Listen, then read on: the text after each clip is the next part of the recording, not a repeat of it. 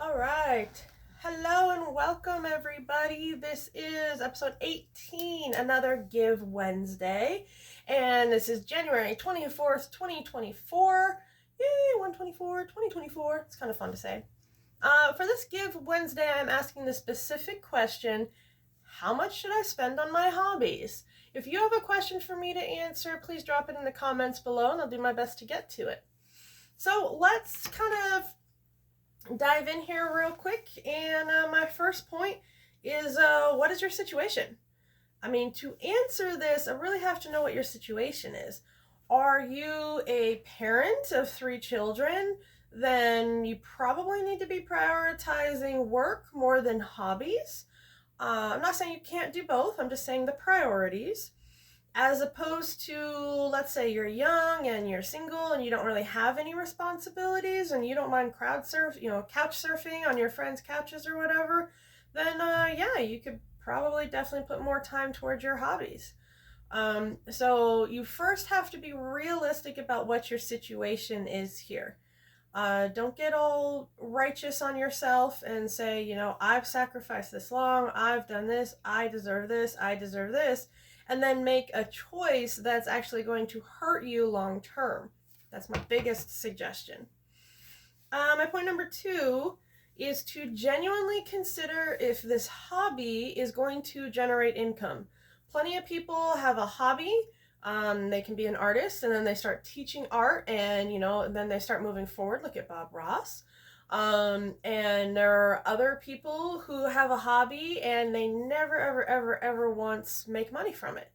So I need you to consider, is your hobby something that will potentially make income for you? If it's going to make income for you, then it kind of rolls into itself.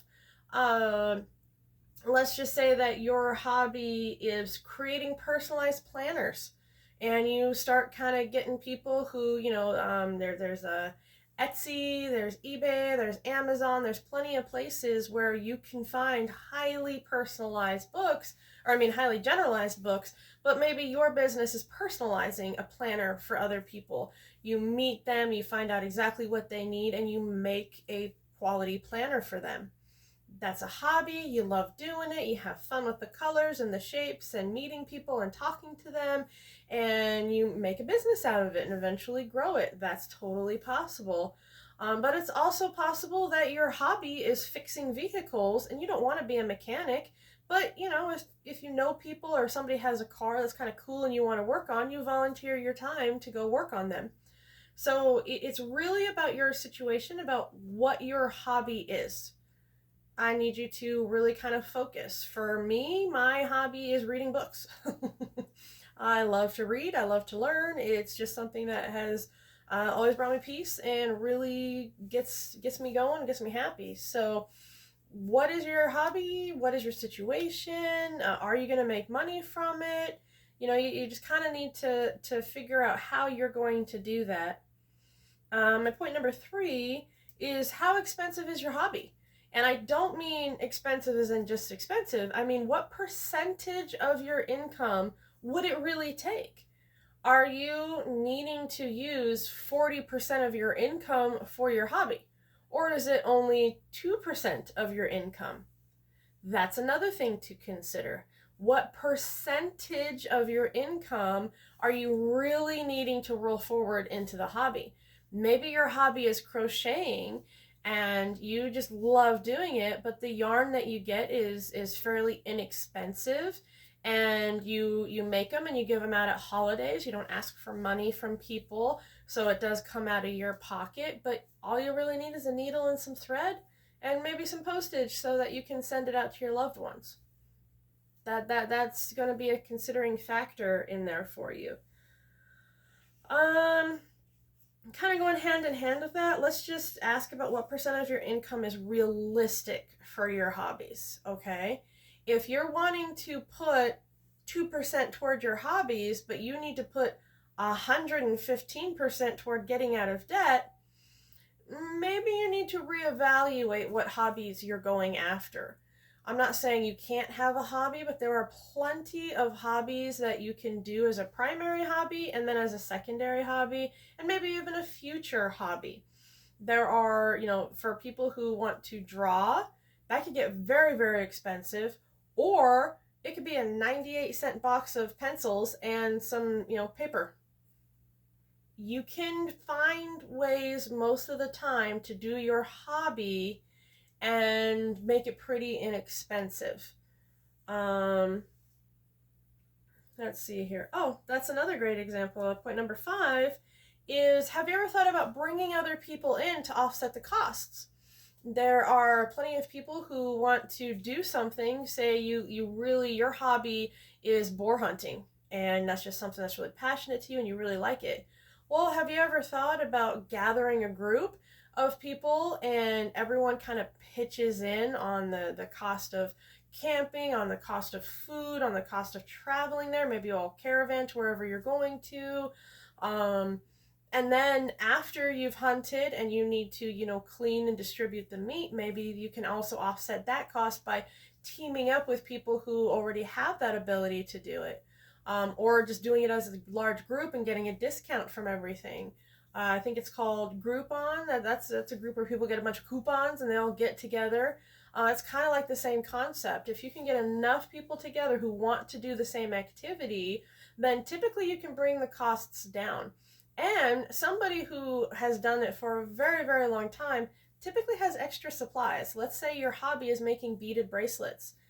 Every beader I have known, they have beads, beads, beads, beads, beads, okay? I mean, it's beautiful, it's fun, it's awesome, and they have so many of them that they're typically super happy to share. They're just wanting to be part of the community and having somebody else to talk about and who kind of understands the passion of it. They love it. I mean, there are many people who have the money and want the company, and plenty of people who can give the company and don't have the money. And if you can get a group together where you kind of combine that, that would be another fantastic opportunity for your hobbies and something to consider. Let's see here. My point number 6 is to kind of check yourself, and I want you to ask how much joy and how much peace your hobbies bring to you. I've had people who say, I have to play the piano because my mother gave me piano lessons when I was a teenager, so I don't want to disappoint her even though she passed away years ago, and I have to be a full-time, and I have to be the CEO, and I have to take care of my health, but I have to get that piano stuff in there. And they're doing the hobby and they're prioritizing the hobby, and they're miserable. They don't like it. They're just telling themselves they have to do it. So in the give account, remember, this is all about giving something that is authentically you. This is about intrinsic motivation, not extrinsic, okay? We're not doing hobbies because we have to do it or the cool people are doing it. You're doing it because it's something that comes within you. It makes you feel alive. It makes you feel happy. It could be collecting rocks and studying the makeup of it and really getting into that geology.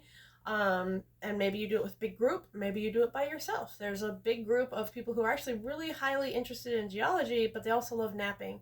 Not napping as in taking a nap, but I mean napping as in breaking rocks against each other to make prehistoric knives. That's something else that you could be looking into. But I want you to, point number 7, evaluate how important your hobbies are to you. So point number 6 and point number 7 are just kind of checking you. Is this hobby something you love to do?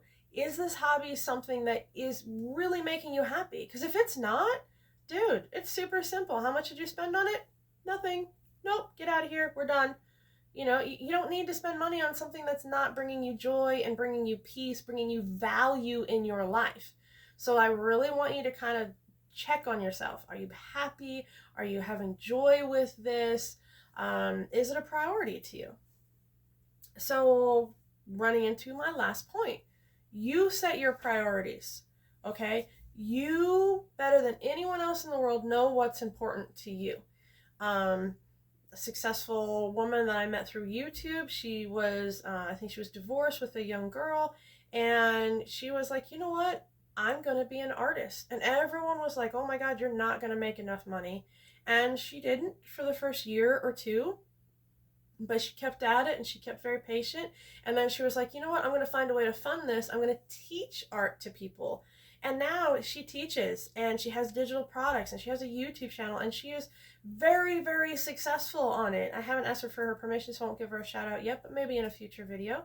Um, but I just want you to see that your hobby doesn't have to make you money. But if you're worried about the money, a lot of times you can find a way to either lower the costs or to generate some income so you can roll it into your hobbies. So that is my take on how much you should spend on your hobbies. Thank you so much for watching this far. I really appreciate it when you guys come this far into the videos. It helps us out a lot. We are trying to get to 1,000 subscribers in 2024, so you are doing awesome. If you think that this is giving value to anyone else, please like, share, and subscribe. And be sure to check out the description below for my book, Your Money Sign. It's available anywhere you can buy a book, and each segment takes about 5 minutes to read. So it seems like a big book, but it's not going to wear you down. If you have any questions, drop them in there. Until then, I will talk to you later. Bye.